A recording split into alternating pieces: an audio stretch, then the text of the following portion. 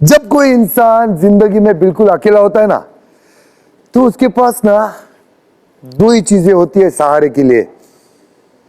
एक खुद का हाथ जिसे मुट्ठी बनते देर नहीं लगती, और एक बाथरूम, फिर दे पिचकारी दे पिचकारी। तो वापस आ गया हूं मैं बकचोदी का नया सिलसिला लेके। आज हम गौर करेंगे एक शो पे, द ग्रेट हिंदुस्तानी भाव शो। शो का नाम है अनसुनी, तेरी कहानी मैंने सुनी।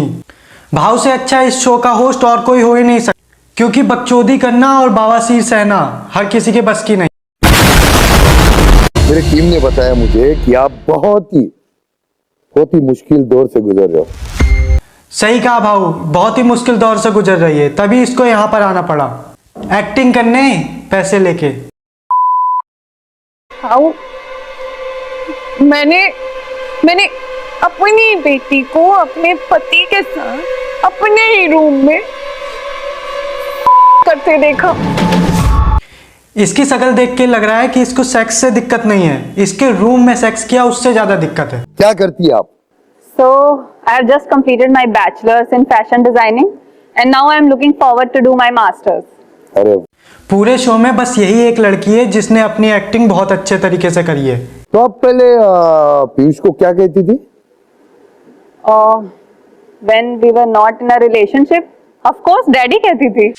मुझे पता नहीं क्यों, पर ये स्क्रिप्ट मुझे गेम ऑफ थ्रोन से चुराई हुई लग रही है। I can still call him daddy, बस कॉन्टेक्स्ट थोड़ा चेंज हो गया है।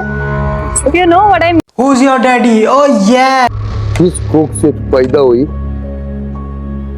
उसके पति के साथ तू जो ऐसे नाजायज संबंध बना रही है, तेरे को शर्म नहीं आई?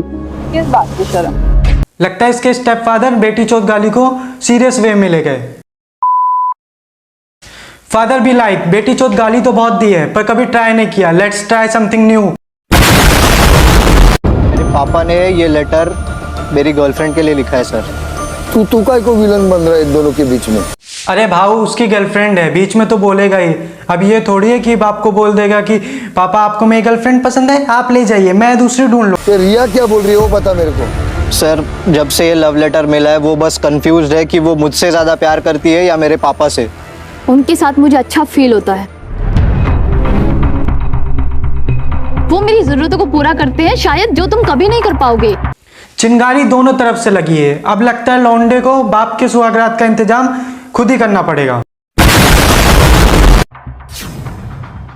Your father keeps me satisfied in bed. Even हर लड़की चाहती है आपके फादर के साथ सोना। इस पूरे शो में एडिटर ने बहुत अच्छा काम किया है, परफेक्ट एंगल्स, परफेक्ट साउंड, सब कुछ सही है। बाकी कास्टिंग तो हग नहीं आई है बस। भाऊ, जब शो में इतना पैसा लगाया ही है तो एक अच्छा स्क्रिप्ट राइटर हायर कर लेते। पर नहीं, हमें तो बाप बेटी और ससुर और बहू की जुदाई दिखाने में ज्यादा मजा आ रहा है। मेरे को एक बात बताओ कि तुम डॉक्टर हो, साइंटिस्ट हो या क्या हो, पेशा क्या है तुम्हारा? मैं सुपर हीरो।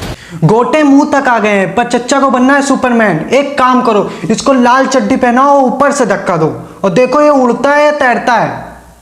ए भाव, ज्यादा नहीं बोल रहे, नहीं तो ये शो ना बंद करवाते देर नहीं लगेगा। अरे बाप रे! एक से एक नेता लोग मेरे घर पे मेरे आदेश का इंतजार करते हैं। एक बार WWE और बिग बॉस को रियलिटी शो बोलना स्टैंडर्ड है, पर ये शो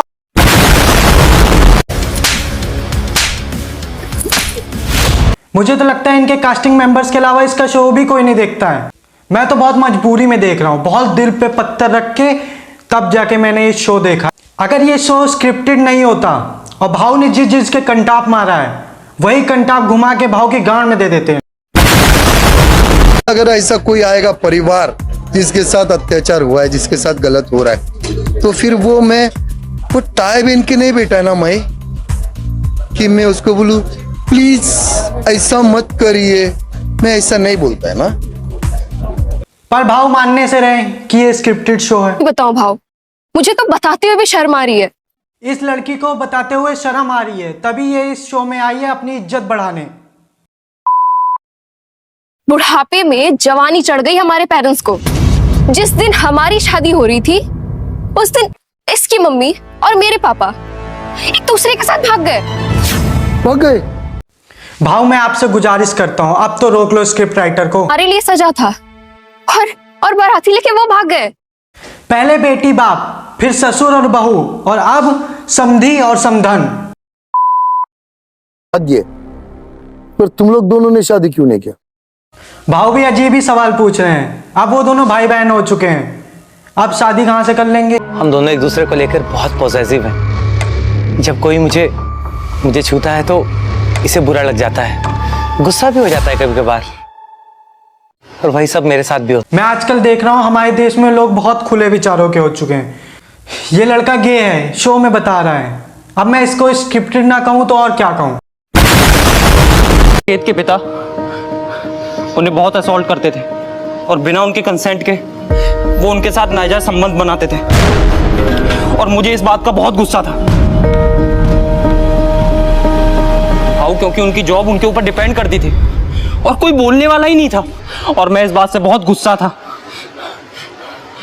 क्योंकि वो मेरी माँ का फायदा उठाते थे, और फिर मैंने भी ठान लिया था कि मैं भी उसके बेटे का फायदा उठाऊंगा।